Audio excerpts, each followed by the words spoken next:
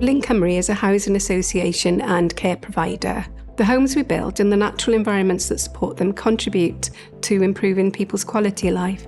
And as a care provider, we work with local authorities and the NHS to address the needs of an ageing population.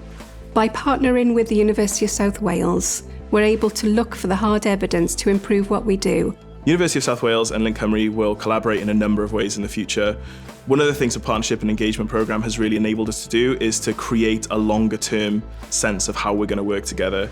It gave us the time and space to develop a set of steering groups that now drive the partnership. So we used the partnership funding to achieve three main outcomes. The first was to assess the scope for a funded research project around gender-based engagement.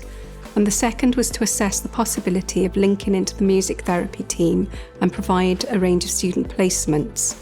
We developed a memorandum of understanding that not only enables us to get together and work out what is possible, it really laid the foundation for a solid partnership moving forward. We want to become a test bed for research activity and ensure we continue to contribute and bring customer, colleague and societal benefits. In terms of the research-funded project, we not only came up with one idea, but two, and we decided to include post-COVID recovery in our care homes.